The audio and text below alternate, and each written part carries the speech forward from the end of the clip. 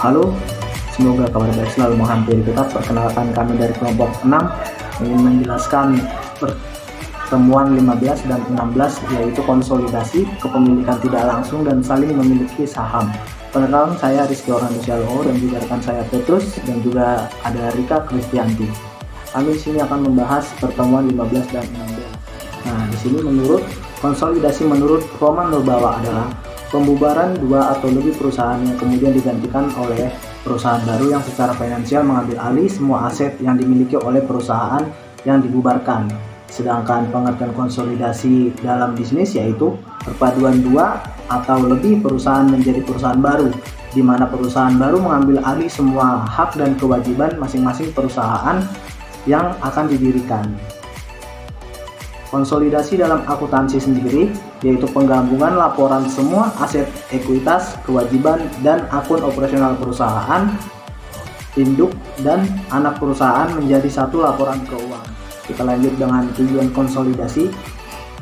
Konsolidasi memiliki beberapa tujuan, diantaranya yang pertama menyelamatkan aset perusahaan, yang kedua memperkuat diri dengan bergabung dengan orang lain, yang ketiga membentuk dan memperkuat pasar, yang keempat memperbaharui kinerja perusahaan agar lebih untung, dan yang kelima untuk meningkatkan efisiensi, yang keenam mengurangi tingkat risiko persaingan, yang ketujuh memberikan jaminan pasokan, penjualan, dan distribusi, dan 8 diversifikasi produk atau jasa. Contoh perusahaan konsolidasi yang pertama yaitu Smartfren, merupakan hasil dari konsolidasi dari PT Mobile Telkom Tbk dan PT Smart Telkom.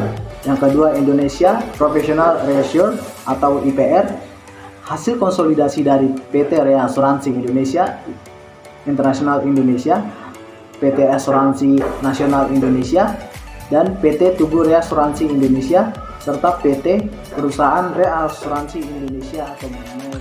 Perkenalkan, nama saya Petrus Polinsulo. Saya akan melanjutkan di bagian saling memiliki saham. Hubungan afiliasi akan semakin kompleks jika antar perusahaan induk dan perusahaan anak terjadi saling memiliki saham.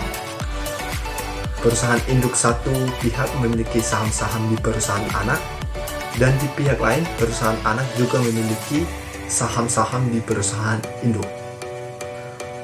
Apabila ini terjadi, maka laba dan atau kenaikan saldo laba yang ditahan selama terjadinya saling pemilikan saham dari perusahaan-perusahaan afiliasi akan saling mempengaruhi satu sama lain.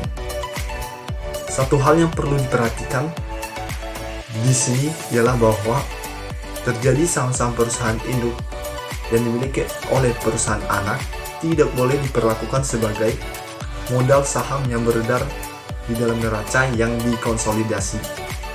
Di dalam neraca konsolidasi, hak-hak pemilikan saham oleh perusahaan anak atas perusahaan induk harus dieliminasi. Adapun prosedur eliminasinya dilakukan dengan cara yang sama terhadap hak pemilikan perusahaan induk pada perusahaan anak. Terima kasih. Perkenalkan, nama saya Rika Kristianti. Di sini saya akan membahas tentang mutual holding. Mutual holding adalah kepemilikan saham oleh perusahaan yang berafiliasi terdiri dari dua bentuk, yaitu satu, saham induk dimiliki oleh anak perusahaan. Saham induk yang dimiliki oleh anak perusahaan tidak termasuk ke dalam saham yang beredar.